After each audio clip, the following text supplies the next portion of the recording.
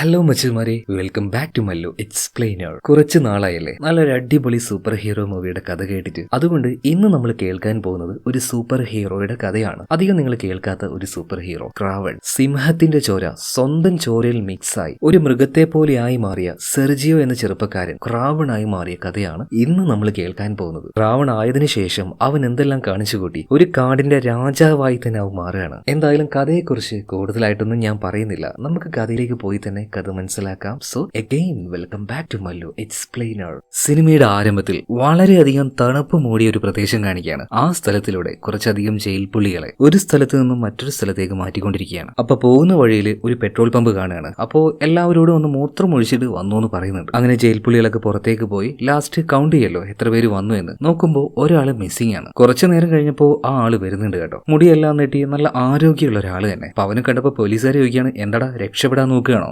അതിനെക്കുറിച്ച് ചിന്തിക്കുക വരെ ചെയ്യണ്ട. നീ രക്ഷപ്പെട്ട് ഇവിടുന്ന് പോയാലും ഈ തണുപ്പത്ത് ഐസായി നീ മരവിച്ച് ചാവും. അല്ലെങ്കിൽ അതിൽ നിന്ന് നീ രക്ഷപ്പെട്ടാൽ നരഭോജികളായ ഒരുപാട് ചെന്നായ്ക്കളുണ്ട്, അതിന്റെ കടി കൊണ്ട് നീ ചാവെന്ന് പറയാം. ഒന്നും മിണ്ടാതെ അവൻ ആ ഒരു വണ്ടിയിലേക്ക് കയറുന്നുണ്ട്. പിന്നീട് ഈ ജയിൽ പുള്ളികളെ മുഴുവൻ കൊണ്ടുവന്നത് റഷ്യയിലെ തന്നെ അത്യാവശ്യം നല്ല സെക്യൂർ ആയിട്ടുള്ള ഒരു സ്ഥലത്തേക്കാണ്. പിന്നീട് നമ്മൾ നേരത്തെ കണ്ടവനുണ്ടല്ലോ, അവന് ജയിൽ യൂണിഫോം എല്ലാം കൊടുത്ത് ഒരു റൂമിൽ കൊണ്ടുപോയിടുകയാണ്. അപ്പൊ അവിടെ നല്ല ഹൈറ്റ് ആയിട്ട് ഒരുത്തനുണ്ട്. അവൻ പറയാണ്, എനിക്ക് എന്റെ റൂംമേറ്റ്സിന് ആരും ഇഷ്ടമില്ല. ഈ നേരം മറ്റേ ആള് പറയുന്നുണ്ട്, എടോ ഒരു 3 ദിവസം മാത്രമേ ഞാൻ ഇവിടെ ഉണ്ടാവുള്ളൂ. 3 ദിവസം, അത് കഴിഞ്ഞാൽ നീ എവിടെ പോകും? ഒന്നും മിണ്ടാതെ അവൻ അങ്ങനെ ഇരിക്കുകയാണ്. പിറ്റേ ദിവസം രാവിലെ അവൻ അങ്ങനെ വർക്കൗട്ട് ചെയ്യാണ്. വർക്കൗട്ട് ചെയ്യുന്ന സമയത്ത് 2 ആൾക്കാർ വന്നിട്ട്, എന്താടാ നിനക്ക് ഭയങ്കര അഹങ്കാരാണെന്ന് പറയുന്നത് കേട്ടു, ഇത് നമ്മുടെ ഏരിയ ആണ്, അപ്പോ ഞങ്ങൾ പറയുന്നതും കേട്ട് ഇവിടെ നിൽക്കാൻ പാടുള്ളൂ. ഇതും പറഞ്ഞ് ആ ഒരു വർക്കൗട്ട് ചെയ്യുന്ന കമ്പിയിൽ പിടിച്ച് അമർത്തുകയാണ്. എന്നാൽ തിരിച്ചൊരേറ്റ തളലും കൊടുത്ത് 2 നല്ല രീതിയിൽ പഞ്ഞിക്കിടുകയാണ്. ഇതിനുശേഷം ഇവനെയും കൂട്ടി നേരെ പോകുന്നത് ഈ ജയിലിലെ തന്നെ കുറേയധികം കുറ്റവാളികൾ ഉണ്ടെങ്കിൽ അവർക്കൊരു ലീഡർ ഉണ്ട്, സൈമൺ കോണി. അവന്റെ അടുത്തേക്ക് ഈ ചെറുപ്പക്കാരനെ കൊണ്ടുപോകണം. വന്ന പാടിനെ സൈമൺ ചോദിക്കുന്നുണ്ട്, എന്താടാ നിനക്ക് അഹങ്കാരാണോ? ഇത് ഞങ്ങളുടെ ഏരിയ ആണ്, ഞാൻ ആരാണെന്ന് നിനക്കറിയോ? അപ്പൊ തന്നെ ഈ ചെറുപ്പക്കാരൻ പറയുന്നുണ്ട്, നന്നായിട്ട് അറിയാം സൈമൺ കോർണി, ഒരു വലിയ അസാസിൻ ടീം തന്നെ നിനക്കുണ്ട്, ലോകത്തിൽ ആർക്കും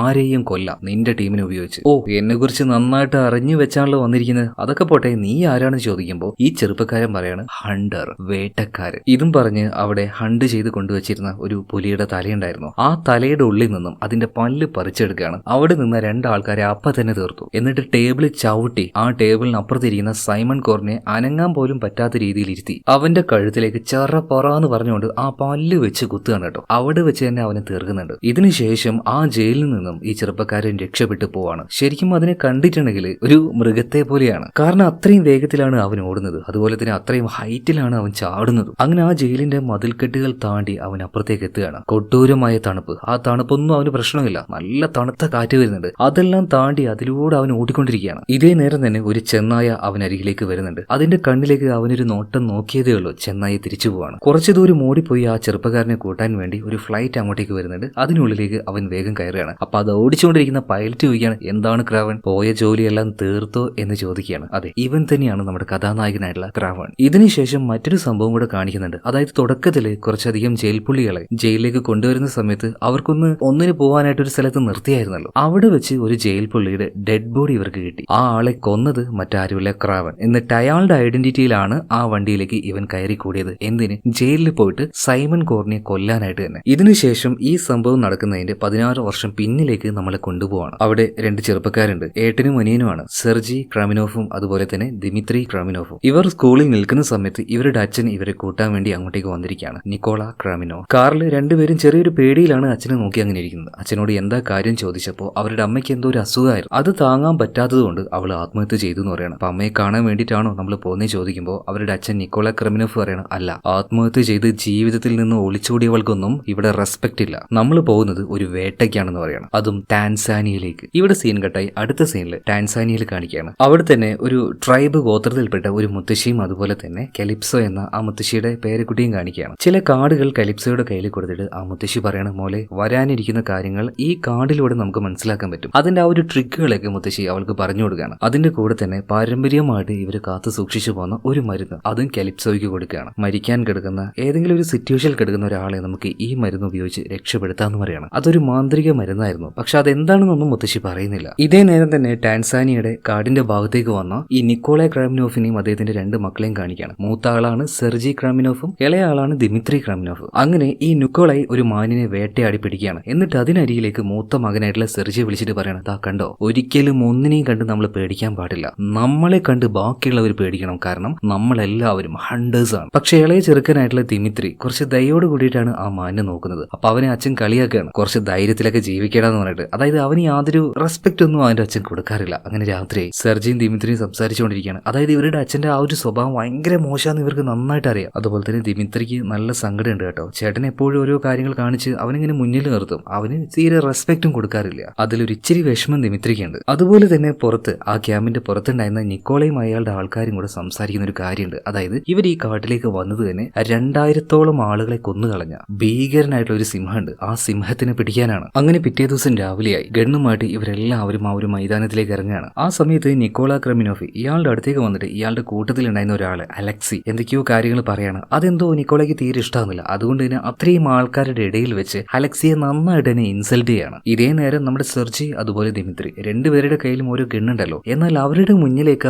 ആ സിംഹം വരുന്നത്. അതിന് നേരെ ഗണ്ണ് ചൂണ്ടുകയാണ് സെർജി. പക്ഷെ ആ ഒരു സിംഹം എന്തുകൊണ്ടാണെന്ന് അറിയില്ല 2 കാലടി പിന്നിലേക്ക് വെക്കുന്നുണ്ട്. അതേ നേരം തന്നെ അവന്റെ അച്ഛൻ ആ ഒരു സിംഹത്തെ ഷൂട്ട് ചെയ്യാണ്. കലി ഇളകി ആ ഒരു സിംഹം സെർജിയുടെ അടുത്തേക്ക് വരികയാണ്. അവനെ മാന്തി പൊളിക്കുകയാണ്. അവസാനം അവനെയും കടിച്ചെടുത്തോണ്ട് ഓട്ടുന്നുണ്ട് കേട്ടോ. അവന് രക്ഷിക്കാൻ ആർക്കും കഴിഞ്ഞില്ല. ഇതേ നേരത്താണ് അതിലൂടെ ഒരു ജീപ്പിലൂടെ പോകുന്ന നമ്മുടെ കെലിപ്സോ സെർജിയെ കടിച്ചു കൊണ്ടുപോകുന്ന ആ സിംഹത്തിനെ കാണുന്നത്. അപ്പൊ തന്നെ സിംഹം സെർജിയുടെ ബോഡി അവിടെ ഇട്ട് അവിടുന്ന് പോവാണ്. അങ്ങനെ പോവാൻ നേരത്ത് ഈ സിംഹത്തിന്റെ ദേഹത്ത് മുറിവായിട്ടുണ്ടായിരുന്നു. ആ മുറിവിൽ നിന്നും ഒരു തുള്ളി രക്തം സെർജിയുടെ ദേഹത്തേക്ക് ആവുന്നുണ്ട്. എന്തായാലും ഇത് കണ്ട് കെലിപ്സോ അങ്ങോട്ടേക്ക് ഓടി വരികയാണ്. അവൻ എന്തായാലും മരിക്കാൻ കിടക്കണം. അതുകൊണ്ട് തന്നെ മുത്തശ്ശി എന്ന ആ ഒരു ജലം ഉണ്ടല്ലോ, ആ മരുന്ന് അവന്റെ വായിലേക്ക് ഒഴിച്ചു കൊടുക്കുന്നുണ്ട്. മാത്രമല്ല അല്പം വൈകാതെ നിക്കോളയുടെ ആൾക്കാർ അങ്ങോട്ടേക്ക് വരികയാണ്. അവനെ വേഗം തന്നെ ഹോസ്പിറ്റലിലേക്ക് മാറ്റുന്നുണ്ട്. പക്ഷെ ആശുപത്രിയിൽ എത്തിയപ്പോഴേക്കും സെർജി പൂർണ്ണമായിട്ടും മരണപ്പെട്ടിട്ടുണ്ടായിരുന്നു. ഡോക്ടർമാരെല്ലാം അവനെ അവിടെ കിടത്തിയിട്ട് മരിച്ചു എന്ന് സർട്ടിഫൈ ചെയ്ത് അവിടുന്ന് പോവാണ്. അധിക നേരം കഴിഞ്ഞില്ല, പെട്ടെന്ന് അവൻ കണ്ണു തുറക്കുകയാണ്. മരിച്ച് ജീവിക്കുക എന്നൊക്കെ പറയില്ലേ, അതുപോലെ. പക്ഷെ ഇത്തവണ അവൻ കണ്ണു തുറന്നപ്പോൾ അവന്റെ കണ്ണുകളുടെ നിറം മാറിയിരുന്നു. മഞ്ഞ നിറമായിട്ടുണ്ട്. ഇത് കണ്ട് നേഴ്സ് ഞെട്ടിപ്പോകുന്നുണ്ട് കേട്ടോ. വേഗം തന്നെ ഈ വിവരം നിക്കോളയെ അറിയിക്കുന്നുണ്ട്. അങ്ങനെ നിക്കോളയും അവന്റെ അനിയൻ ദിമിത്രിയും കൂടെ അങ്ങോട്ടേക്ക് വരികയാണ്. ചേട്ടൻ ജീവനോട് തിരിച്ചു വന്നല്ലോ. അത് കണ്ട് ദിമിത്രി പോയിട്ട് സെർജിയെ കെട്ടിപ്പിടിക്കുകയാണ്. പക്ഷെ അവന്റെ അച്ഛൻ നിക്കോളെ ചോദിക്കുന്നത്, നീ ആ ഒരു സിംഹത്തെ കണ്ടപ്പോൾ എന്തുകൊണ്ട് ഷൂട്ട് ചെയ്തില്ല എന്നാണ്. ആ മനുഷ്യൻ എങ്ങനെയാണ് എപ്പോഴും ഇതുപോലെ തന്നെ. ഇതിനുശേഷം അധികം വൈകാതെ തന്നെ സെർജിയോയെ നേരെ അവരുടെ വീട്ടിലേക്ക് കൊണ്ടുപോകണം, അങ്ങ് ലണ്ടനിലേക്ക്. അവിടെ മരിക്കുന്നതിന് മുന്നേ തന്നെ അവന് വേണ്ടി അവന്റെ അമ്മ ഒരു കത്ത് എഴുതി വെച്ചായിരുന്നു. അതായത് മോനെ, അമ്മ പോകുന്നത് കൊണ്ട് മക്കൾക്ക് ഒരുപാട് വേദന ഉണ്ടാവും അറിയാം, ഒരുപാട് നഷ്ടം ഉണ്ടാവും അറിയാം, എന്നാലും അമ്മയ്ക്ക് പോയേ പറ്റുള്ളൂ. പിന്നെ ഒരു കാര്യം പറയാണ്ട്, ഒരിക്കലും നിങ്ങളുടെ അച്ഛനെ പോലെ നിങ്ങൾ ആവരുത് കേട്ടോ. ഇതേ നേരം തന്നെ ദിമിത്രി വന്നിട്ട് സെർജിയെ വിളിക്കുകയാണ്. അച്ഛൻ വിളിക്കുന്നുണ്ട് പറയണം. ഇപ്പൊ നേരെ സെർജിയോ താഴേക്ക് പോകുന്നുണ്ട്. ഇപ്പൊ സെർജിയെ നോക്കിയിട്ട് അവന്റെ അച്ഛൻ പറയാണ്, നീ എന്തിനാടാ ഭയന്നത്? നിന്റെ ഉള്ളിൽ ഭയം ഉണ്ടായതുകൊണ്ടല്ലേ ആ സിംഹം നിന്നെ ആക്രമിച്ചത്. ഞാൻ നിന്നോട് പറഞ്ഞതാണ്, നമ്മളെ കണ്ട് ബാക്കിയുള്ളവർ ഭയപ്പെടണം. അധികം വൈകാതെ എന്റെ ബിസിനസ് അതെന്താണെന്ന് നിനക്ക് നന്നായിട്ട് അറിയില്ലേ. ആ സാമ്രാജ്യം മുഴുവനായിട്ടും ഭരിക്കാൻ പോകുന്നത് നീയാണ്. അപ്പൊ അത്രയും ധൈര്യം നിന്റെ ഉള്ളിൽ ഉണ്ടാവും വേണം. ഇതിനുശേഷം അവനെ മറ്റൊരു മുറിയിലേക്ക് കൊണ്ടുപോകണം. എനിക്കൊരു സമ്മാനം ഉണ്ട് എന്ന് പറഞ്ഞിട്ട് ആ റൂമിൽ അവനെ അന്ന് ഉപദ്രവിച്ച ആ സിംഹത്തിന്റെ തല വെട്ടിയെടുത്ത് അതിവിടെ കൊണ്ടുവച്ചിട്ടുണ്ട്. എന്നാൽ ഇത് കണ്ട സമയത്ത് എന്തോ പെട്ടെന്ന് സെർജിക്ക് ദേഷ്യം വരികയാണ്. പിന്നീട് റൂമിലേക്ക് ഒറ്റ പോകുകയാണ്. അവന്റെ സാധനങ്ങളൊക്കെ എടുത്ത് ആ രാത്രിയിൽ തന്നെ വീട് വിട്ടിറങ്ങാണ്. എന്നാൽ ഈ കാര്യം ഒരാൾ കണ്ടിരുന്നു. അതായത്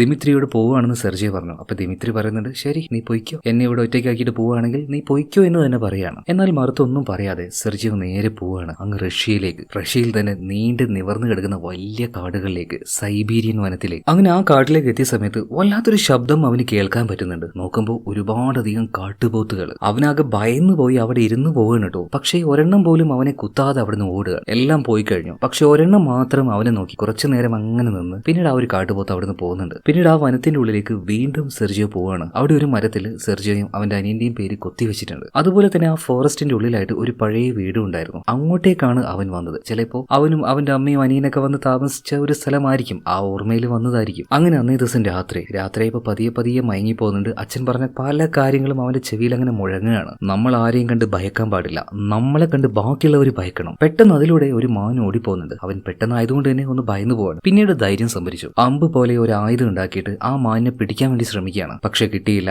എന്നാൽ ആ മാൻ ഓടുമ്പോൾ അതിന് ഓടിച്ചെന്ന് പിടിക്കാൻ അവൻ തീരുമാനിക്കുകയാണ്. എന്നാൽ മാൻ ഓടുന്ന അതേ വേഗത്തിൽ തന്നെ അവനും ഓടാൻ കഴിയുന്നുണ്ട്. മാനിപ്പോ വലിയൊരു കുഴി എടുത്ത് ചാടുകയാണ്. അതിന്റെ കൂടെ തന്നെ സെർജിയും എടുത്ത് ചാടുന്നുണ്ട്. അവന്റെ ഈ ഒരു കഴിവ് കണ്ട് അവൻ തന്നെ ആകെ അത്ഭുതപ്പെട്ടു പോവാണ് കേട്ടോ. ആ സമയത്ത് പെട്ടെന്നൊരു വെടിശബ്ദം കേൾക്കുന്നുണ്ട്. അവിടെ കണ്ട വലിയൊരു മരത്തിന്റെ മുകളിൽ കയറിയിട്ട് അവൻ ദൂരത്തേക്ക് നോക്കുകയാണ്. എത്ര ദൂരെയുള്ള കാഴ്ചയാണെങ്കിലും അത് കാണാനുള്ള ഒരു കഴിവ് ഇപ്പൊ എങ്ങനെയാ സെർജിക്ക് വന്നതെന്ന് അവന് വരെ തിരിയുന്നില്ല. എന്തായാലും പിന്നീട് അങ്ങോട്ടേക്ക് അവൻ ഓടിച്ചെന്ന് നോക്കുമ്പോൾ ഒരു 19ഓളം പോത്തുകളെ ആരോ വെടിവെച്ച് കൊന്നിരിക്കുകയാണ്. മാത്രമല്ല അവറ്റകളുടെ എല്ലാത്തിന്റെയും കൊമ്പ് മുറിച്ചെടുത്തിട്ടുണ്ട്. അവൻ നോക്കുമ്പോൾ ആ വേട്ടക്കാര് അവരവിടെ തന്നെ ഉണ്ട് കേട്ടോ. ഗണ്ണ് ചൂണ്ടി മര്യാദക്ക് അവൻ അവിടുന്ന് പൊയ്ക്കുമെന്ന് പറയണം. എന്നാൽ കയ്യിലൊരു കത്തിയെടുത്ത് ക്രാവൻ അവര് നേരെ ചാടി വീണ് രണ്ടെണ്ണത്തിനെയും കുത്തി കൊന്ന് കൊല വിളിക്കുകയാണ്. ഇതെന്റെ കാടാടാ, ഇവിടെ വന്ന് ഈ മൃഗങ്ങളെ കൊല്ലാനുള്ള അധികാരം അത് എനിക്കേ ഉള്ളൂ, വേറെ ഒരുത്തനും ഇങ്ങോട്ടേക്ക് വരണ്ടെന്ന് പറയാണ്. അതായത് ആ ഒരു കാട് അത് അവന്റേതായിട്ട് അവൻ കാണുകയാണ്. ഇതാണ് ഇനി എന്റെ വീട് എന്ന് അവൻ മനസ്സുകൊണ്ട് വിചാരിച്ചു. അങ്ങനെയാണ് സെർജിയോ ഈ കാട്ടിലേക്ക് എത്തിയത്. പിന്നീട് ഈ സെർജിയോ ആണ് ക്രാവണായിട്ട് മാറുന്നത്. പിന്നീട് നമ്മൾ ആദ്യം കണ്ട ആ ഒരു മിഷൻ അതെല്ലാം കഴിഞ്ഞ് ഫ്ലൈറ്റിൽ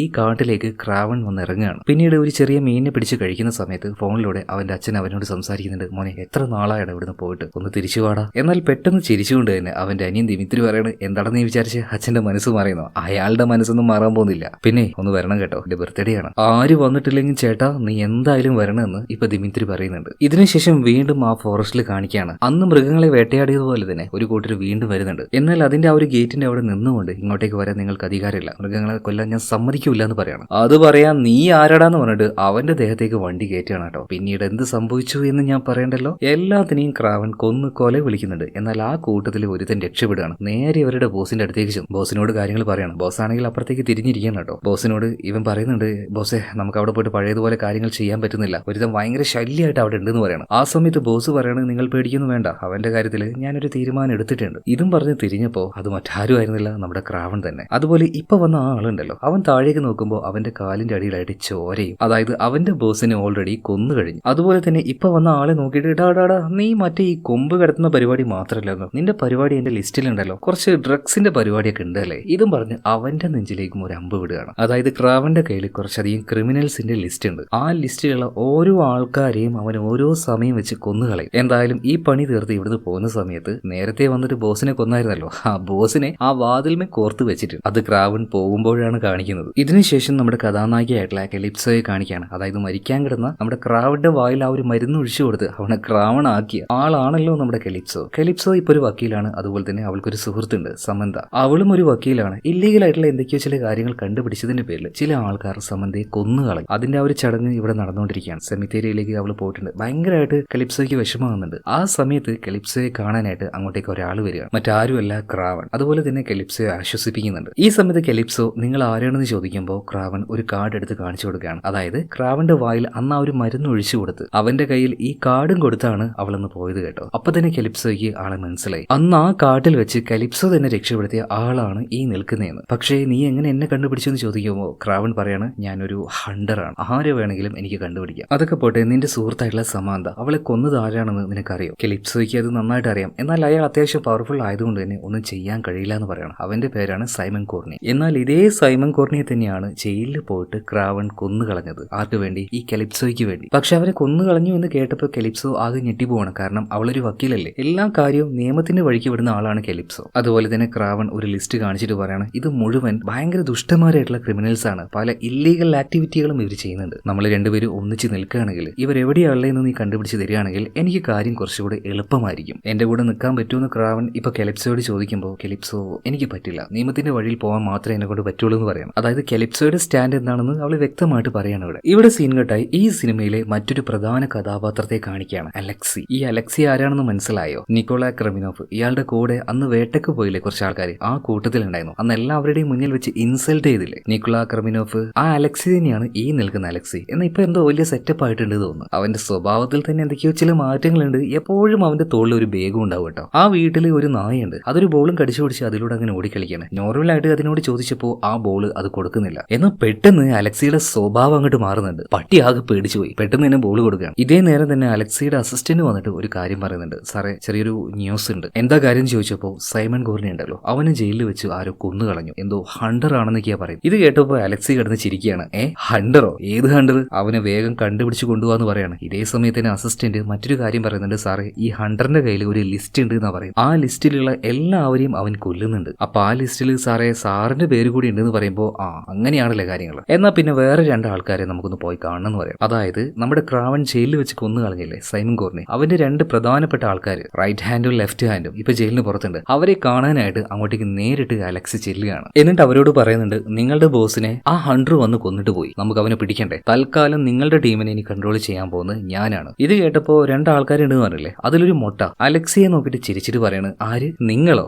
നിങ്ങളാണ് ഇനി ഞങ്ങളുടെ ബോസ് എന്നോ? എടാ നിനക്കൊരു വട്ടപ്പേരുണ്ടല്ലോ, എന്തോ റൈനോ അങ്ങനെ എന്തോ ഒരു പേര്, അതൊരു മൃഗമല്ലേ? ഈ മൃഗമായിട്ടുള്ള നീയാണോ ഞങ്ങളുടെ ബോസ് ആകാൻ പോകുന്നത് എന്ന് കളിയാക്കി ചിരിക്കുകയാണ് ആ ഒരു മൊട്ട. ഇത് കണ്ട സമയത്ത് അലക്സി പറയാണ്, റൈനോ അങ്ങനെ ഒരു പേര് എനിക്ക് എനിക്കുണ്ട്. അതെന്തുകൊണ്ടാണ് ആൾക്കാർ എന്നെ അങ്ങനെ വിളിക്കുന്നത് എന്ന് നിങ്ങൾക്ക് കാണണോ? ഈ അലക്സിയുടെ പിറകിൽ ഒരു ബേഗ് ഉണ്ടല്ലോ, ആ ബേഗും അവന്റെ ശരീരം തമ്മിൽ ഒരു ട്യൂബ് ആയിട്ട് കണക്റ്റഡ് ആണ്. ആ ട്യൂബ് ഇപ്പോൾ അലക്സ് ഊരിയാണ്. അതേ നേരം തന്നെ അവന്റെ ശരീരം ആകെ മാറുന്നുണ്ട്. ഇത് കണ്ട് പേടിച്ച ആ ഒരു മൊട്ട ഇവന് നേരെ ഷൂട്ട് ചെയ്യുന്നുണ്ട്. എന്നാൽ അതിൽ ഒരു ബുള്ളറ്റ് പോലും അലക്സിയുടെ ദേഹത്ത് കയറുന്നില്ല. കണ്ടാമൃഗത്തിന്റേതുപോലെ തന്നെ കട്ടിയുള്ള തൊലിയായിട്ട് മാറുകയാണ്. ഇത് കണ്ട് എല്ലാവരും പേടിക്കുന്നുണ്ട്. ഇപ്പോ അലക്സി അവരോട് ചോദിക്കുന്നുണ്ട്, ഇപ്പൊ മനസ്സിലായില്ലേ എന്തുകൊണ്ടാണ് എല്ലാവരും എന്നെ റൈനോ എന്ന് വിളിക്കുന്നത്? നിങ്ങളുടെ രണ്ടുപേരുടെ കൂട്ടത്തിൽ എനിക്ക് ഒരാളെ മതി, അത് നിങ്ങൾ തന്നെ തീരുമാനിച്ചു എന്ന് പറയണം. പെട്ടെന്ന് മുടി നീട്ടിയ ആള് മൊട്ടയെ വെടിവെച്ച് കൊല്ലുകയാണ്. അതായത് അലക്സി പവർഫുൾ ആയിട്ടുള്ള ഒരാളാണെന്ന് മനസ്സിലായി. അപ്പൊ അവന്റെ കൂടെ നിൽക്കുന്നതാണ് നല്ലത്. ഒരു കാലത്ത് നമ്മുടെ ക്രാവന്റെ അച്ഛനുണ്ടല്ലോ, നിക്കോള ക്രെമിനോഫ്, അവന്റെ കൂടെ ഉണ്ടായിരുന്ന ഈ ഒരു അലക്സി ഇപ്പൊ അവനുമായിട്ട് തെറ്റി മറ്റൊരു വലിയ ഗ്രൂപ്പായി മാറിയിട്ടുണ്ട്. പുറമെ റൈനോ എന്നൊരു വട്ടപ്പേരും. അതുകൊണ്ട് തന്നെ ഇനി മുതൽ നമുക്ക് അങ്ങോട്ടേക്ക് അവനെ റൈനോ എന്ന് തന്നെ വിളിക്കാം. ഇതിനുശേഷം നമ്മുടെ സെർജിയുടെ അനിയനുണ്ടല്ലോ ദിമിത്രിയുടെ ഒരു ബർത്ത്ഡേ സെലിബ്രേഷൻ അത് അവന്റെ ഹോട്ടലിൽ വെച്ച് തന്നെ നടന്നുകൊണ്ടിരിക്കുകയാണ് കേട്ടോ. കൂടെ തന്നെ അവന്റെ അച്ഛനായിട്ടുള്ള നിക്കോള ക്രെമിനോഫും ഉണ്ട്. എന്നാൽ പെട്ടെന്ന് ഇവർക്ക് നേരെ ഒരു അറ്റാക്ക് ഉണ്ടാവുന്നുണ്ട്. അത് റൈനോയുടെ ആൾക്കാരാണ്. തിരിച്ച് അങ്ങോട്ടും ഇങ്ങോട്ടും ഫയറിംഗ് നടക്കുന്നുണ്ട്. പേടിച്ചു പോയ നമ്മുടെ ദിമിത്രി ആണെങ്കിൽ ഒരു ടേബിളിന്റെ അടിയിൽ ഒളിച്ചിരിക്കുകയാണ്. എന്തായാലും അങ്ങോട്ടും ഇങ്ങോട്ടും ഉണ്ടായിരുന്ന വെടിവെപ്പിൽ ഒരുപാട് പേര് മരിച്ചു പോകുന്നുണ്ട്. എന്തായാലും അവസാനം ബാക്കിയായത് നിക്കോള ക്രെമിനോഫും അതുപോലെ തന്നെ അദ്ദേഹത്തിന്റെ രണ്ടാമത്തെ മകനായിട്ടുള്ള ദിമിത്രിയാണ്. എല്ലാ വെടിവെപ്പും കഴിഞ്ഞപ്പോൾ ദിമിത്രി പറയണത്, എന്റെ പൊന്നാച്ചാ നിങ്ങൾ എന്തേ കാണിച്ചത്? എന്റെ ഹോട്ടൽ ആകെ നശിച്ചു പോയില്ലേ? ഇവൻ ഈ രീതിയിൽ വർത്താനം പറഞ്ഞപ്പോൾ നിക്കോള പറയണത്, നീ എന്റെ മോൻ തന്നെയാണോ? ഒരു ഫയറിംഗ് നടന്നപ്പോൾ പേടിച്ച് ഒളിച്ചിരിക്കുന്നത്, നാണമില്ലേ നിനക്ക്? ഇപ്പൊ നിക്കോളയെ കൊല്ലാനായിട്ട് റൈനോ ഒരു ശ്രമം നടത്തിയല്ലോ, അവന്റെ ആൾക്കാർ അതിൽ തോറ്റുപോയി എന്ന് പറഞ്ഞപ്പോൾ റൈനോയ്ക്ക് ഭയങ്കരമായിട്ട് കലിയളകാണ്. മാത്രമല്ല ജയിലിൽ പോയിട്ട് സൈമൺ കോർണിയെ കൊന്ന ആ ആളെ, ആ ഹണ്ടറെ CCTV വിഷയിലൂടെ അതാരാണെന്ന് ഇപ്പൊ റൈനോയുടെ ടീം കണ്ടുപിടിച്ചു കഴിഞ്ഞു. അത് ഇവർക്ക് ഇപ്പൊ കിട്ടിക്കഴിഞ്ഞു. ഇതേ സമയത്ത് തന്നെ റഷ്യയിലെ ആ ഒരു ജയില് കാണിക്കുകയാണ്. അതായത് സൈമൺ കോർണി കൊല്ലപ്പെട്ട ആ ഒരു ജയില്. അതിന്റെ ഒരു ഭാഗത്ത് വന്നിട്ട് സൈമനെ കൊല്ലാൻ ഉപയോഗിച്ച ആ പുലിയുടെ പല്ലുണ്ടല്ലോ, അതൊരാള് കയ്യിലെടുക്കുന്നുണ്ട്. അയാൾ എന്തായാലും ആ ജയിലിലെ പോലീസുകാരനോ അല്ലെങ്കിൽ തടവ് പുള്ളിയോ അല്ല. അപ്പൊ പെട്ടെന്ന് ഒരു പോലീസുകാരൻ അങ്ങോട്ടേക്ക് വന്നിട്ട്, നീ ആരടാ കൈ പൊന്തിക്കടാന്ന് പറയുന്നത്. എന്നാൽ ഒരു വല്ലാത്ത നോട്ടം ഈ ആളുണ്ടല്ലോ ഈ പോലീസുകാരനെ നോക്കുകയാണ്. ആ സമയത്ത് പോലീസുകാരൻ അയാളുടെ തലയിൽ വെച്ച് തന്നെ ഗണ്ണുപിടിക്കുകയാണ്. അതായത് ആളുകളെ നന്നായിട്ട് ഹിപ്നോട്ടൈസ് ചെയ്യാനുള്ള ഒരു കഴിവ് ഇവനുണ്ട്. അതുപോലെ തന്നെ ഇവനൊരു പ്രൊഫഷണൽ കില്ലർ കൂടിയാണ്. അതുകൊണ്ട് നമുക്ക് ഇവനെ ദ കില്ലർ എന്ന് വിളിക്കാം. ഇവിടെ സീൻ കട്ടായി വനത്തിൽ നിന്നും നഗരത്തിലേക്ക് വന്ന് നമ്മുടെ ക്രാവനെ കാണിക്കുകയാണ്. ഒരു വലിയ ബിൽഡിംഗ് കാണിക്കുന്നുണ്ട്. എന്നാൽ നോർമലായിട്ട് അങ്ങോട്ടേക്ക് കയറി പോവാതെ അതിൽ ഹള്ളിപ്പിടിച്ച് അതിന്റെ മുകളിൽ ഏറ്റവും ടോപ്പിലെ റൂമിലേക്ക് ചെല്ലുകയാണ് ആര്? ക്രാവൺ തന്നെ. എന്നിട്ട് അവിടെ കുളിച്ചുകൊണ്ടിരിക്കുന്ന അവന്റെ അനിയന് സർപ്രൈസ് ആയിട്ട് തന്നെ അവന്റെ മുന്നിൽ വന്ന് നിന്നിടുകയാണ് കേട്ടോ. എന്തോ ദിമിത്രിക്ക് ഭയങ്കരമായിട്ട് സന്തോഷമായി. അങ്ങനെ ഇന്നും നൈറ്റ് വീണ്ടും ഒരു പാർട്ടി വെക്കുകയാണ്. ആ പാർട്ടിയിൽ പങ്കെടുക്കാനായിട്ട് അവരുടെ അച്ഛൻ നിക്കോളയും വന്നു. അപ്പൊ നിക്കോളെ വന്നപാട് തന്നെ അവനൊരു കൈ കൊടുക്കുന്നുണ്ട്. മോനെ, പഴയ കാര്യങ്ങളൊക്കെ മറന്നുകൂടെ? നമുക്ക് എല്ലാവർക്കും പഴയതുപോലെ ഒരുമിച്ച് മുന്നോട്ടേക്ക് പോയിക്കൂടെ എന്നൊക്കെ ചോദിക്കുന്നുണ്ട്. എന്നാൽ ക്രാവൺ വലിയ താല്പര്യം കാണിക്കുന്നില്ല. അങ്ങനെ ഫംഗ്ഷൻ ഒക്കെ കഴിഞ്ഞു. സെർജിയോ ദിമിത്രി രണ്ടുപേരും കിടന്നുറങ്ങാൻ പോവാണ്. ആ സമയത്ത് ദിമിത്രി പറയുന്നുണ്ട്, എടാ സെർജിയോ, എന്റെ ചേട്ടാ, എടാ എനിക്ക് നിന്നോട് യാതൊരു ദേഷ്യമില്ലടാ. എനിക്ക് സങ്കടമായി എന്ന് കരുതിയിട്ടല്ലേ എല്ലാ വർഷവും നീ കഷ്ടപ്പെട്ട് ഇങ്ങോട്ടേക്ക് വരുന്നത്. എനിക്ക് സങ്കടമായി എന്നതിന്റെ പേരിൽ നീ ഇങ്ങോട്ടേക്ക് വരണ്ട കേട്ടോ. എനിക്കൊരു വിഷമവും ഇല്ലാന്ന് പറയണം. നീ ഒന്ന് പോടാന്ന് പറഞ്ഞിട്ട് അവൻ അവിടെ കിടത്തി ഉറക്കിയിട്ട് സെർജിയോ സോഫയിൽ പോയിട്ട് കിടക്കാം. എന്നാൽ അവിടെ കറങ്ങിക്കൊണ്ടിരിക്കുന്ന ആ ഒരു ഫാൻ, അതിന്റെ ആ ഒരു ശബ്ദം ക്രാവണ് സഹിക്കാൻ പറ്റുന്നില്ല. ഭയങ്കര ശബ്ദമായിട്ട് തോന്നുകയാണ്. അതുകൊണ്ട് അവൻ പുറത്തേക്ക് എടുത്ത് ചാടി ഗാർഡനിൽ പോയിട്ടാണ് കിടന്നുറങ്ങുന്നത്. സത്യം പറഞ്ഞാൽ ഒരു മൃഗം തന്നെയല്ലേ. അങ്ങനെ പിറ്റേ ദിവസം രാവിലെ ക്രാവൺ ഇപ്പോ അവന്റെ അനിയൻ ദിമിത്രിയുടെ റൂമിലേക്ക് വന്നു നോക്കുമ്പോൾ അവിടുത്തെ സാധനങ്ങളൊക്കെ ആകെ നശിച്ചു കിടക്കുകയാണ്. അവിടെ ദിമിത്രിയെ കാണാനുമില്ല. പിന്നീട് മുകളിൽ നിന്നും താഴോട്ട് നോക്കുമ്പോൾ അവൻ ആരോ തട്ടിക്കൊണ്ടു പോകുന്നത് ഇപ്പൊ ക്രാവൺ കാണുന്നുണ്ട്. അത്രയും മുകളിൽ നിന്നും അവൻ താഴേക്ക് എടുത്ത് ചാടുകയാണ് കേട്ടോ. കാറ് ഭയങ്കര വേഗത്തിൽ അവിടുന്ന് പോകുന്നുണ്ട്. എന്നാൽ അതിന്റെ പിന്നാലെ വെറും കാല് വെച്ച് ക്രാവൺ ഓടുകയാണ്. അതായത് ഒരു സിംഹം അതിന്റെ ഇരയെ വേട്ടയാടാൻ ഓട്ടുന്നത് പോലെ തന്നെ. ഒരു ഘട്ടത്തിൽ ആ ഒരു കാറിനെ നമ്മുടെ ക്രാവൺ പിടിക്കുന്നുണ്ട്. എന്നാൽ അതിന്റെ ആ ഒരു ചില്ല് ഇടിച്ച് തകർക്കാൻ നോക്കുമ്പോൾ പൊട്ടുന്നില്ല. കാരണം അതൊരു ബുള്ളറ്റ് പ്രൂഫ് ഗ്ലാസ് ആയിരുന്നു. പിന്നീട് ക്രാവനെ തെറിപ്പിച്ചിട്ട് ആ കാർ അവിടുന്ന് പോവാണ്. കുറച്ച് ദൂരേക്ക് പോയിട്ട് ഹെലികോപ്റ്ററിലേക്ക് ഇപ്പോ ദിമിത്രിയെ കയറ്റി അവരവിടുന്ന് കടന്ന് കളയാൻ നിൽക്കുമ്പോൾ പെട്ടെന്ന് അങ്ങോട്ടേക്ക് ഓടിയെത്തിയ ക്രാവൻ ഹെലികോപ്റ്ററിൽ ഒരു വലിയ വലയുടെ കഷ്ണം കുടുക്കി ഹെലികോപ്റ്ററിന് താഴേക്ക് വലിക്കാൻ നോക്കുന്നുണ്ട്. എന്നാൽ വളരെ വേഗത്തിൽ പോകുന്ന ആ ഒരു ഹെലികോപ്റ്റർ ക്രാവനെയും വലിച്ചുകൊണ്ട് കടലിലേക്ക് പോകുന്നുണ്ട്. അവിടെ ഉണ്ടായിരുന്ന വലിയൊരു പോസ്റ്റിൽ പോയിട്ട് ക്രാവൺ തട്ടുകയാണ്. പിന്നീട് അവൻ തെറിച്ച് വീഴുന്നുണ്ട് കേട്ടോ. അവിടെ വെച്ച് ക്രാവൺ ഒന്നും ചെയ്യാൻ കഴിയുന്നില്ല. ദിമിത്രിയെ തട്ടിക്കൊണ്ട് ആ ഒരു കൂട്ടർ പോവുകയും ചെയ്തു. ഒരു കാര്യം ആലോചിക്കണം, സെർജിയോ അതായത് ക്രാവണ് ഏറ്റവും കൂടുതൽ ഈ ലോകത്ത് സ്നേഹിക്കുന്നത് അവന്റെ അനിയൻ ദിമിത്രിയാണ്. ആ അനിയനെ ഒരു കൂട്ടർ തട്ടിക്കൊണ്ടുപോയാൽ അവൻ നോക്കി നിൽക്കുമോ? അവൻ നേരെ പോകുന്നത് കെലിപ്സോയുടെ ഓഫീസിലേക്കാണ്. ഇങ്ങനെയെല്ലാം സംഭവിച്ചു. എത്രയും പെട്ടെന്ന് തന്നെ അത് ആരാണ് ചെയ്തതെന്ന് എനിക്ക് അറിയണമെന്ന് കെലിപ്സോയോട് പറയുന്നുണ്ട്. കെലിപ്സോ എല്ലാ ഡീറ്റെയിൽസും അവനോട് ചോദിക്കുന്നുണ്ട്. അപ്പൊ അവരുടെ ആ ഒരു വസ്ത്രധാരണ, അവരുടെ ശൈലി, അവർ സംസാരിച്ച ഭാഷ, ഇതെല്ലാം പറഞ്ഞപ്പോൾ കെലിപ്സോ പറയുന്നുണ്ട്, മിക്കവാറും ഇതൊരു ടർക്കിഷ് ഗ്യാങ് ആയിരിക്കും. എന്തായാലും ഞാൻ അന്വേഷിക്കാന്ന് പറയാണ്. ഇതിനുശേഷം ക്രാവൺ നേരെ ചെല്ലുന്നത് അച്ഛനായിട്ടുള്ള നിക്കോളയുടെ അടുത്തേക്കാണ്. അച്ഛനോട് ഇതാരാണ് അവന് തട്ടിക്കൊണ്ടുപോയതെന്ന് ചോദിക്കുമ്പോൾ നിക്കോളയ്ക്ക് യാതൊരു ഐഡിയ ഇല്ല. കാരണം ഇയാൾക്ക് അത്രയും ശത്രുക്കളുണ്ട്. ഇപ്പൊ അവർ ആവശ്യപ്പെടുന്നത് വലിയൊരു തുകയാണ്. ആ തുക കൊടുക്കൽ വളരെ സിമ്പിൾ ആണ്. പക്ഷെ മോൻ അതല്ല പ്രശ്നം. ഞാൻ ഈ ഒരു കാശ് കൊടുത്തു കഴിഞ്ഞാൽ ഇവിടെയുള്ള എന്റെ വാല്യം നഷ്ടപ്പെടും. അതുകൊണ്ട് തന്നെ ഞാൻ അതിന് നിൽക്കണോ? ഇത് കേട്ടപ്പോൾ ക്രാവണ് ഒരുമാതിരി പ്രാന്തളകാണ്. അതായത് തന്ത സഹായിക്കില്ല എന്ന് മനസ്സിലായി. അതുപോലെ തന്നെ അവനെ തട്ടിക്കൊണ്ടുപോയ ആ ഒരു ടീം അവന്റെ ഒരു വിരല് കട്ട് ചെയ്ത് ഒരു പാക്കറ്റ് ആക്കിയിട്ട് ഇങ്ങോട്ടേക്ക് അയച്ചിട്ടുണ്ട്. ഇത് കാണുന്ന കാണുന്ന സമയത്ത് സെർജിയോയ്ക്ക് സഹിക്കാൻ കഴിയോ? അപ്പൊ ഭയങ്കര ദേഷ്യത്തില് റാവൺ, അതായത് സെർജിയോ അച്ഛനെ നോക്കിയിട്ട് പറയാണ്, നിങ്ങൾ എന്താ അവിടെ ഇവിടെ ഉണ്ടാക്കി വെച്ചിട്ടുള്ളത്? നഷ്ടപ്പെടാൻ മാത്രം എന്താ ഉള്ളത്? വെറും ഒരു ഡ്രഗ് ഡീലർ, അതിനുപരിയായിട്ട് വേറെ ഒന്നുമില്ലല്ലോ. ഇത് കേട്ടപ്പോ നിക്കോളയ്ക്ക് ഭയങ്കര ദേഷ്യം വരികയാണ്. അവന് നേരെ ഒരൊറ്റ അടി അടിക്കുന്നുണ്ട്. എന്നാൽ വളരെ സിമ്പിൾ ആയിട്ട് അച്ഛന്റെ കൈ പിടിച്ചിട്ട് പറയാണ്, എന്റെ അനിയൻ ദിമിത്രിയെ രക്ഷപ്പെടുത്തേണ്ടത് എങ്ങനെയാണെന്ന് എനിക്ക് നന്നായിട്ട് അറിയാം, അത് ഞാൻ തന്നെ നോക്കിക്കോളാന്ന് പറഞ്ഞിട്ട് അവൻ കളത്തിലേക്ക് ഇറങ്ങുകയാണ്. ഇതേ സമയത്ത് കെലിപ്സോ അവളുടെ വഴിക്ക് അന്വേഷിക്കുന്നുണ്ട് അത് ഏത് ടീമാണ് അവരെവിടുന്നാ വന്നതെന്ന്. അപ്പൊ സീക്രട്ട് ആയിട്ട് ഒരു താടിക്കാരൻ വന്നിട്ട് ഒരു ഇൻഫർമേഷൻ കെലിപ്സോയ്ക്ക് കൊടുക്കുന്നുണ്ട്. ഇതിനുശേഷം അയാൾ അവിടുന്ന് പോവാണ്. എന്നാൽ ആ ആളെ താടിക്കാരൻ അങ്ങോട്ടേക്ക് അയച്ചത് മറ്റാരുമല്ല, നമ്മൾ നേരത്തെ കണ്ട ആ ഒരു സീക്രട്ട് കില്ലർ ഉണ്ടല്ലോ, അയാള് തന്നെ, ആളുകളെ ഹിപ്നോട്ടൈസ് ചെയ്യാൻ കഴിവുള്ള ആള് തന്നെ. ഈ താടിക്കാരൻ ആ ഒരു ജോലി നല്ല വൃത്തിയിൽ ചെയ്തതുകൊണ്ട് തന്നെ, ഒരു സംശയമില്ലാതെ ചെയ്തതുകൊണ്ട് തന്നെ കൂടുതൽ കാശ് ചോദിക്കുന്നുണ്ട്. അപ്പൊ ആ ഒരു കില്ലർ പറയാണ്, തന്നേക്കാം. അപ്പൊ തന്നെ കൊടുക്കുകയാണ്. ഒരു ബുള്ളറ്റ് കൊണ്ട് തീരേണ്ട അവനെ 4 ബുള്ളറ്റ് കൊണ്ട് തീർക്കുകയാണ്. എന്നിട്ട് ഈ ഒരു വിവരം അപ്പൊ തന്നെ ഈ കില്ലർ റൈനോയെ വിളിച്ച് പറയുന്നുണ്ട്. അതായത് ഈ കില്ലറും റൈനോയും ഇവരെല്ലാം ഒരു ഗ്യാങ് ആണ്. ഇപ്പൊ കില്ലർ പറയാണ്, എല്ലാം നമ്മൾ പ്ലാൻ ചെയ്തതുപോലെ തന്നെ നടക്കുന്നുണ്ട്. പിന്നീട് കെലിപ്സ വഴി ക്രാവൺ ഏതാണ് ആ ഒരു ടീം എന്ന് മനസ്സിലാക്കുകയാണ്. അതായത് ദിമിത്രിയെ തട്ടിക്കൊണ്ടായി ആ ഒരു ടീം ഉണ്ടല്ലോ, അവരിപ്പോൾ ഉള്ള ടർക്കിയിലാണ്. ആ ഒരു ലൊക്കേഷനൊക്കെ കിട്ടി. ക്രാവൺ അധികം വൈകാതെ അങ്ങോട്ടേക്ക് എത്തുകയാണ്. ഒരു പഴയ ബിൽഡിംഗ് ആയിരുന്നു. അധികം വൈകാതെ അതിനുള്ളിലേക്ക് ഇരച്ച് കയറിയ ക്രാവൺ അവിടെ ഉണ്ടായിരുന്ന ഓരോരുത്തരെയും അടിച്ച് പഞ്ഞിക്കിടുന്നുണ്ട്. ഇവന്മാര് തന്നെയാണ് അന്ന് ദിമിത്രിയെ തട്ടിക്കൊണ്ടുപോയത്. അടികെട്ടി ഒരു പരുവായപ്പോ ഇത് അവരെ കൊണ്ട് ചെയ്യിപ്പിച്ചത് ആരാണെന്ന് പറയുന്നുണ്ട്. പക്ഷെ നിലവിൽ ഇപ്പൊ ഇവിടെ ദിമിത്രി ഇല്ല. ഇതെല്ലാം ചെയ്യിപ്പിക്കുന്ന ആള് ആ അലക്സിയാണ്. അലക്സി, അവന്റെ വട്ടപ്പേരെന്താണ്? റൈനോ. എന്നാൽ ഇതേ നേരം തന്നെ കാട്ടിൽ നിന്നും ഈ ഒരു ബിൽഡിങ്ങിനെ ലക്ഷ്യമാക്കി ഒരു റോക്കറ്റ് ലോഞ്ചർ വന്ന ഒരേറ്റടിയാണ്. വലിയൊരു ബ്ലാസ്റ്റ് നടക്കുന്നുണ്ട്. ബിൽഡിങ്ങിലെ ആ ഒരു ഭാഗം തന്നെ തകർന്ന് താഴേക്ക് വീഴാണ്. ഒരുപാട് കല്ലുകൾ താഴേക്ക് വീണപ്പോൾ അതിനിടയിൽ നമ്മുടെ ഈ ഒരു ക്രാവൺ പെട്ടുപോകുന്നുണ്ട്. അപ്പൊ ഇത്രയും വലിയൊരു ബ്ലാസ്റ്റ് നടക്കുമ്പോൾ പോലീസുകാർ വരുമല്ലോ. പോലീസുകാർ വന്നിട്ട് അവിടെ പരിശോധന നടത്തുന്ന സമയത്ത് അവിടെ ആര് വരുന്നുണ്ട്? ആ കില്ലർ ഉണ്ടല്ലോ, അയാൾ വരികയാണ്. പോലീസുകാർ അവനോട് നീ ആരടാ എന്ന് ചോദിക്കുന്ന സമയത്ത് കില്ലർ വേഗം തന്നെ അവരെ ഹിപ്നോട്ടൈസ് ചെയ്യാണ്. പാവം ആ 2 പോലീസുകാരും അവരുടെ ഗണ്ണ് ഉപയോഗിച്ച് തന്നെ അവർ സ്വയം ആത്മഹത്യയാണ് ആ ഹിപ്നോട്ടിസം സംഭവിച്ചതുകൊണ്ട്. ഇവിടെ സീൻ കേട്ട ഈ അടുത്ത സീനിൽ റൈനോയെ കാണിക്കുകയാണ്. അവന്റെ സ്ഥലത്താണല്ലോ ഇപ്പൊ ദിമിത്രിയെ കൊണ്ടുവന്നിരിക്കുന്നത്. അപ്പൊ ദിമിത്രിയോട് ഭയങ്കര ഫ്രണ്ട്ലി ആയിട്ട് തന്നെ റൈനോ സംസാരിക്കുകയാണ്. മോനെ, എന്നെ ഓർമ്മയുണ്ടോ? ചെറുപ്പത്തിൽ നിങ്ങളുടെ കൂടെ വേട്ടയ്ക്കായിട്ട് ഞാൻ വന്നിട്ടുണ്ട്. അലക്സി. ഈ സമയത്ത് ദിമിത്രി ചോദിക്കുന്നുണ്ട്, നിങ്ങൾ ചോദിച്ച കാശ് എന്റെ അച്ഛൻ തന്നോ? എന്നെ വിട്ടൂടെ എന്നൊക്കെ ചോദിക്കുമ്പോൾ റൈനോ പറയണേ, കാശോ? നിന്റെ അച്ഛനോ? അയാൾ അതൊന്നും തരാൻ പോകുന്നില്ല. പക്ഷെ വേറൊരു കാര്യമുണ്ട്, എന്തായാലും നിനക്ക് നിന്റെ അച്ഛനെ വലിയ താല്പര്യമൊന്നുമില്ലല്ലോ, എന്റെ കൂടെ കൂടിക്കോ. അതുപോലെ തന്നെ ഇപ്പൊ പുതുതായിട്ട് ഒരുത്തന്നെ ഇറങ്ങിയിട്ടുണ്ട്, ഹണ്ടറെ. കുറെ പേരെയൊക്കെ നോട്ട് ചെയ്ത് കൊന്നുകൊണ്ടിരിക്കുകയാണ്. അപ്പൊ നീ നമ്മുടെ ടീമിലേക്ക് വന്നാൽ നന്നായിരിക്കും. അപ്പൊ ഹണ്ടർ എന്ന് കേട്ട സമയത്ത് ദിമിത്രി പറയണേ, ഏയ് അതൊക്കെ വെറും കെട്ടുകഥയാണ്, അങ്ങനെയൊന്നുമില്ല. എന്നാൽ അതുണ്ട്, അത് സത്യമാണ്. ആ ഹണ്ടർ മറ്റാരുമല്ല ദിമിത്രി, അത് നിന്റെ ചേട്ടൻ സെർജിയോ, അതായത് ക്രാവൺ ആണെന്ന് പറയാണ്. പിന്നീട് അന്ന് ജയിലിൽ വെച്ച് ക്രാവൺ ആ ഒരു സൈമൺ കോർണിയെ കൊന്നില്ലേ, അതിന്റെ CCTV വിഷ്വൽ മുഴുവൻ ഇപ്പൊ ദിമിത്രിയെ കാണിച്ചു കൊടുക്കുകയാണ്. മാത്രമല്ല ദിമിത്രിയോട് ഈ റൈൻ ഒരു കാര്യം പറയുന്നുണ്ട്, നീ വിഷമിക്കൊന്നും വേണ്ട, നിന്റെ ചേട്ടൻ ഞങ്ങൾക്ക് വല്ലാണ്ട് ശല്യം ഉണ്ടാക്കിയത് കൊണ്ട് തന്നെ തുർക്കിയിൽ വെച്ച് ഞങ്ങൾ അവനെ ചെറുതായിട്ടൊന്ന് കൊന്നു കളഞ്ഞിട്ടുണ്ട് കേട്ടോ. ഇതേ നേരം തന്നെ തുർക്കിയിൽ കാണിക്കുകയാണ്, അവിടെ ഒരു ബിൽഡിംഗ് ഈ റോക്കറ്റ് ലോഞ്ചർ വെച്ച് അടിച്ചപ്പോൾ പൊളിഞ്ഞ് താഴേക്ക് വീണില്ലേ, അതിനിടയിൽ ക്രാവൺ പെട്ടുപോയില്ലേ, അവന്റെ ആ ഒരു ബോഡി തപ്പിക്കൊണ്ടിരിക്കുകയാണ് ഈ വെടിവെച്ച ആൾക്കാർ. എന്നാൽ പെട്ടെന്ന് അവരുടെ പിന്നിൽ വന്ന് നിന്ന് ക്രാവൺ പറയാണ്, നിങ്ങൾ ആരെയും തപ്പുന്നത്? എന്നെയാണോ? ഞാൻ അവിടെയല്ല, ഇവിടെയാണെന്ന് പറയണം. അതായത് ആ അപകടത്തിൽ നിന്നും ക്രാവൺ ഭയങ്കര നൈസായിട്ട് തന്നെ രക്ഷപ്പെട്ടു കേട്ടോ. മാത്രമല്ല ഇതൊരു വലിയ ട്രാപ്പ് ആണെന്ന് ക്രാവണ് മനസ്സിലായി. പെട്ടെന്ന് തന്നെ കെലിപ്സയെ വിളിച്ചിട്ട് പറയാണ്, ഇതൊരു ട്രാപ്പാണ്, എത്രയും പെട്ടെന്ന് തന്നെ നീയും സേഫ് ആയിക്കുമെന്ന് പറയണം. അതുപോലെ തന്നെ റൈനോ എന്ന് പേരുള്ള ഒരുത്തൻ, അവന്റെ ഡീറ്റെയിൽ കംപ്ലീറ്റ് ആയിട്ട് എനിക്ക് വേണം. ഇത് കേട്ട സമയത്ത് കെലിപ്സോ വേഗം തന്നെ അവളുടെ ഓഫീസിൽ നിന്ന് ഇറങ്ങുകയാണ്. കാരണം അവളെ കൊല്ലാനായിട്ടും അങ്ങോട്ടേക്ക് 2 ആൾക്കാർ വന്നിട്ടുണ്ട്. സോ വേഗം തന്നെ നൈസായിട്ട് കെലിപ്സോ അവിടുന്ന് രക്ഷപ്പെടുന്നുണ്ട്. ഇതേ നേരം തന്നെ റൈനോ നല്ല രീതിയിൽ ദിമിത്രിയോട് സംസാരിച്ചുകൊണ്ടിരിക്കുകയാണ്. അതായത് ദിമിത്രിയെ എങ്ങനെയെങ്കിലും റൈനോയുടെ ഭാഗത്താക്കണം. കുറച്ച് സെന്റിമെന്റൽ ആയിട്ടും റൈനോ സംസാരിക്കുന്നുണ്ട്. അതായത് ഒരിക്കലും മാറ്റാൻ പറ്റാത്ത വലിയൊരു അസുഖം ഈ റൈനോയ്ക്ക് ഉണ്ടായിരുന്നു. ഭയങ്കര വലിയൊരു അസുഖമാണ്. ഒരു ഡോക്ടർമാരെ കൊണ്ടും അത് മാറ്റാൻ പറ്റിയില്ല. പക്ഷെ അമേരിക്കയിലെ ഒരു ബയോകെമിക്കൽ ഡോക്ടർ ഉണ്ടായിരുന്നു. അദ്ദേഹം എനിക്ക് വേണ്ടി ഒരു മരുന്ന് കണ്ടുപിടിച്ചു. ആ മരുന്നാണ് ഞാൻ എപ്പോഴും തോളത്ത് കൊണ്ട് നടക്കുന്ന ഈ ഒരു ബാഗ്. ആ ബാഗിലെ മരുന്നും കാര്യങ്ങളൊക്കെ ഇപ്പൊ റൈനോ ദിമിത്രിക്ക് കാണിച്ചു കൊടുക്കുകയാണ്. അതെപ്പോഴും അവന്റെ ശരീരത്തിലേക്ക് അങ്ങനെ കയറ്റിക്കൊണ്ടേയിരിക്കണം. ഇനി എങ്ങാനും ആ ബാഗും അവന്റെ ശരീരവും തമ്മിലുള്ള ആ ട്യൂബ് കണക്ഷൻ ഒഴിവാക്കി കഴിഞ്ഞാൽ എന്താ സംഭവിക്കാന്ന് അവിടെ വെച്ച് തന്നെ റൈനോ കാണിച്ചു കൊടുക്കുകയാണ്. ഒരുമാതിരി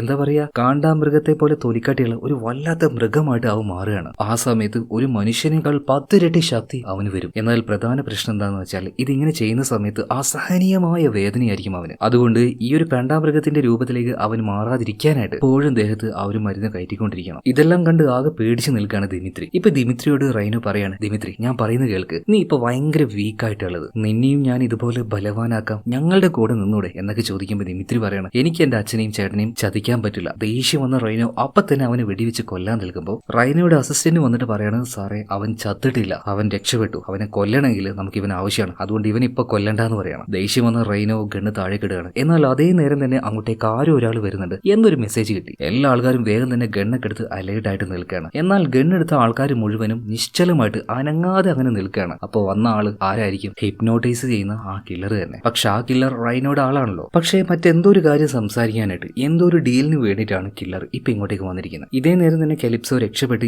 എങ്ങനെയൊക്കെയോ നമ്മുടെ ക്രാവന്റെ ആ ഒരു കാട്ടിലേക്ക് വന്നു. എന്നാൽ അവിടെ എത്തിയപ്പോൾ ക്രാവൻ എന്തോ ഒരു കാര്യം സ്മെല്ല് ചെയ്യാണ്. ഏതൊരു ഹണ്ടർ ഇവർക്ക് നേരെ വന്നുകൊണ്ടിരിക്കുകയാണ്. അധികം പറഞ്ഞു തീർന്നില്ല, അപ്പൊ തന്നെ ആ ഒരു കുറ്റിക്കാട്ടിൽ നിന്ന് വലിയൊരു പുള്ളി ഇവർക്ക് നേരെ എടുത്ത് ചാടുകയാണ് കേട്ടോ. അതിനെ പിടിച്ചു വെച്ച ക്രാവൻ പറയാണ്, ഞാൻ നിന്റെ ഇരയല്ലടാ, നിന്റെ ഇര ഏതാണെന്ന് നീ ശരിക്കും മനസ്സിലാക്കുക. അധികം വൈകാതെ അവന്മാർ ഇങ്ങോട്ടേക്ക് വരും, പോയി വേട്ടയാടറാന്ന് പറയണം. അവന്റെ ആ ഒരു വാക്ക് കേട്ടപ്പോൾ ആ ഒരു പുലി ഉണ്ടല്ലോ അത് കാട്ടിലേക്ക് ഓടിപ്പോവാണ്. ഇതിനുശേഷം ആ ഒരു കില്ലറും അതുപോലെ തന്നെ റൈനോ ഇവർ രണ്ടുപേരും സംസാരിക്കുന്നത് കാണിക്കുകയാണ്. അതായത് ആ ഒരു കില്ലർ മറ്റാരുമല്ല, സിനിമയുടെ ആരംഭത്തിൽ റഷ്യയിലെ ജയിലിൽ വെച്ച് സൈമൺ കോണിയെ ക്രാവൻ കൊന്നുകളഞ്ഞില്ലേ, ആ സൈമൺ കോണിയുടെ ബ്രദറാണ് ഈ കില്ലർ. ചേട്ടനെ കൊന്നവനെ കണ്ടുപിടിച്ച് അവനോട് പ്രതികാരം ചെയ്യാനാണ് ഈ കില്ലർ ഇറങ്ങിയിരിക്കുന്നത്. എന്നാൽ ആ പരിപാടിക്ക് തന്നെയാണ് റൈനോയും നോക്കുന്നത്. പക്ഷെ എവിടെയാണ് ഈ ക്രാവൻ? അവനെ കണ്ടുപിടിക്കാൻ പറ്റുന്നില്ലല്ലോ. എന്നാൽ ഒരു ക്ലൂ ഈ ഒരു കില്ലർക്ക് കിട്ടിയിട്ടുണ്ട്. അതായത് ജയിലിലേക്ക് ഈ ക്രാവൻ വന്നു പോയപ്പോൾ ഒരു ചെറിയ പൂവിന്റെ കഷ്ണം അവിടെ വീണായിരുന്നു. ആ പൂവ് ആകെയുള്ളത് സൈബീരിയൻ വനത്തിൽ മാത്രമാണ്. അതിനർത്ഥം ക്രാവൻ താമസിക്കുന്നത് റഷ്യയിലെ സൈബീരിയൻ വനത്തിലാണ്. ഇതിനുശേഷം നമ്മുടെ ക്രാവനെ കാണിക്കുകയാണ്. അതായത് കില്ലർ പറഞ്ഞതുപോലെ തന്നെ ക്രാവൻ ഉള്ളത് സൈബീരിയൻ വനത്തിലാണല്ലോ. അവന്റെ കൂടെ തന്നെ കെലിപ്സോയുണ്ട്. അപ്പൊ കെലിപ്സോയോട്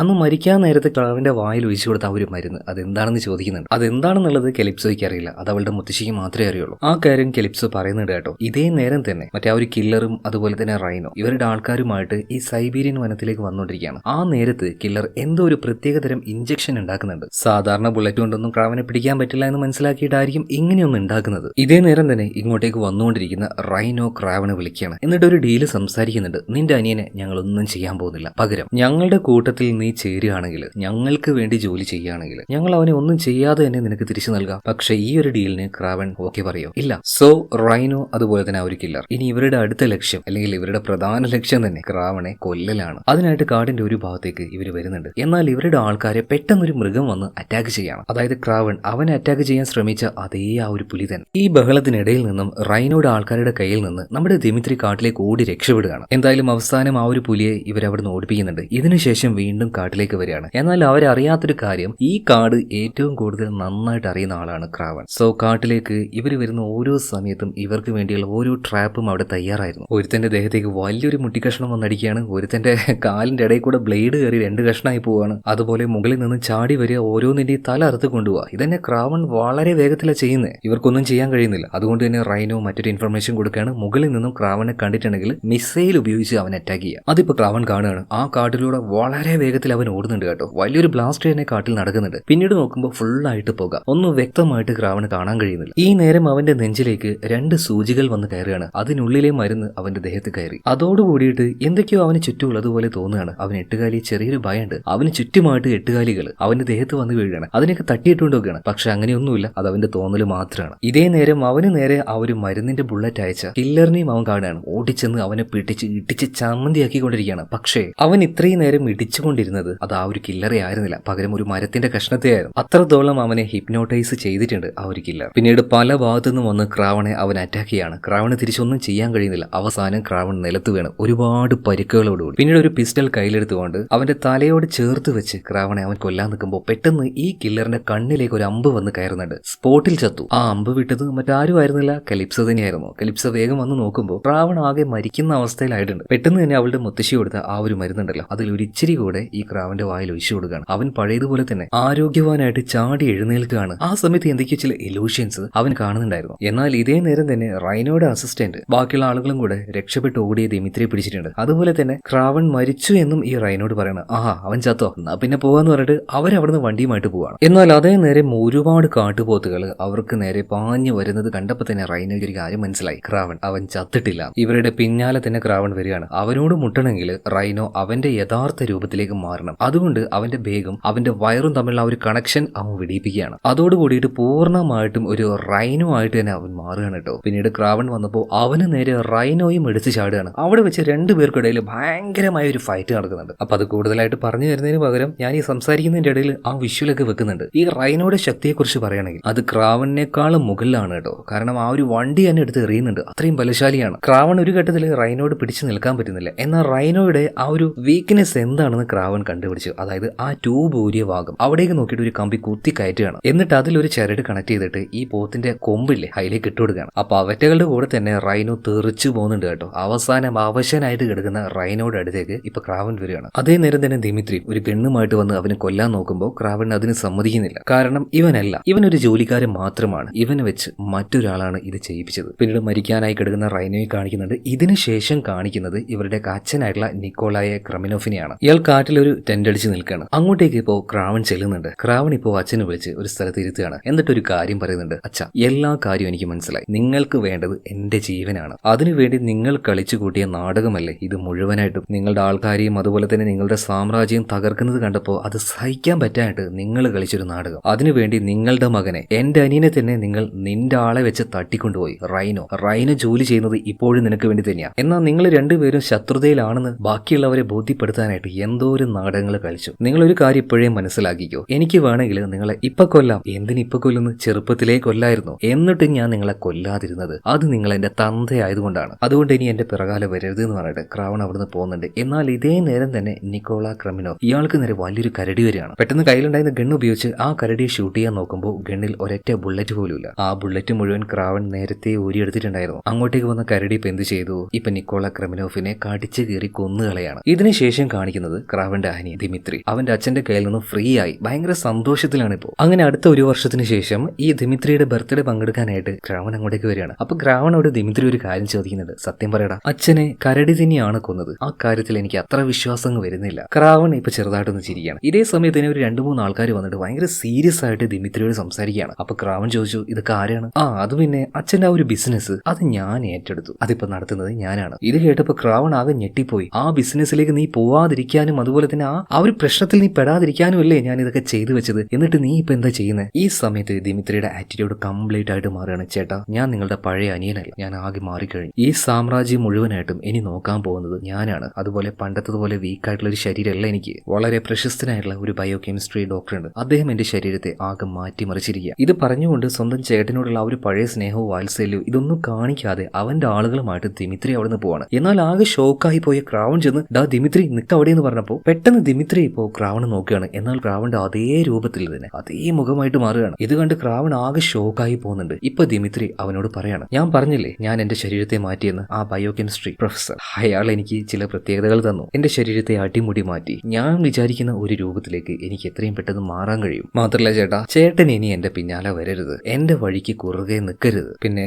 ചേട്ടന് വേണ്ടിയിട്ട് അച്ഛൻ വീട്ടിൽ എന്തോന്ന് വെച്ചിട്ടുണ്ട്, വേണമെങ്കിൽ പോയി അതൊന്ന് നോക്കിക്കോ എന്ന് പറയണം. പിന്നീട് ആ ഒരു സ്നേഹമോ ബഹുമാനമോ ഒന്നും കാണിക്കാതെ അഹങ്കാരത്തോട് കൂടിയിട്ട് ദിമിത്രി അവന്റെ ആളുകളുമായിട്ട് അവിടെ നിന്ന് നടന്നു നീങ്ങുകയാണ്. എന്നാൽ ക്രാവൺ നേരെ പോയത് അവരുടെ വീട്ടിലേക്കാണ്. അച്ഛൻ അവനായിട്ട് എഴുതി വെച്ച ആ അവസാനത്തെ കത്ത് വായിക്കാനായിട്ട്. ആ കത്തിൽ അവന്റെ അച്ഛൻ എഴുതിയത്, മോനെ, ഞാൻ കരുതിയത് നീ എന്നെ പോലെ ബലവാനാണെന്നാണ്. എന്നാൽ അതിലും ഉപരി എത്രയോ ബലവാനാണ് നീ. നമ്മളെ രണ്ടുപേരും ഒന്നാണ് മോൻ. നമ്മളുടെ വഴിയും ഒന്നാണ്. ഞാനാണ് നീയാണ് ഞാൻ. അത്ര ചുരുങ്ങിയ വാക്കുകളെ അതിലുണ്ടായിരുന്നുള്ളൂ. പെട്ടെന്ന് തന്നെ ക്രാവൺ അവിടെ ഉണ്ടായിരുന്ന അച്ഛന്റെ ഒരു കോട്ട് എടുത്തിടുകയാണ്. അതോടുകൂടിയിട്ട് പൂർണ്ണമായിട്ടും ഒരു ദുഷ്ടനായ മനുഷ്യനായിട്ട് ക്രാവൺ മാറുകയാണോ അല്ലെങ്കിൽ അവർക്കെതിരെ പോരാടുന്ന ഒരാളായിട്ട് മാറുകയാണോ എന്നൊന്നും അറിയില്ല. ഇത്രയും കാണിച്ചുകൊണ്ട് സിനിമ നിർത്തുകയാണ്. അവസാനമായിട്ട് ചെയറിൽ, അതായത് അച്ഛന്റെ ചെയറിൽ ഇരുന്നുകൊണ്ട് അവിടെ ഉണ്ടായിരുന്ന കണ്ണാടിയിലേക്ക് അവനൊരു നോട്ടം നോക്കുന്നുണ്ട്. ഓക്കെ, എന്തായാലും നിങ്ങൾക്ക് ഈ കഥ ഇഷ്ടമായിട്ടുണ്ടാവും എന്ന് വിചാരിക്കുകയാണ്. ഇഷ്ടമായാൽ കമന്റ് ബോക്സിൽ എന്തായാലും മറുപടി തരണം കേട്ടോ. അപ്പൊ അടുത്ത വീഡിയോയിൽ വീണ്ടും കാണാം. Okay, by.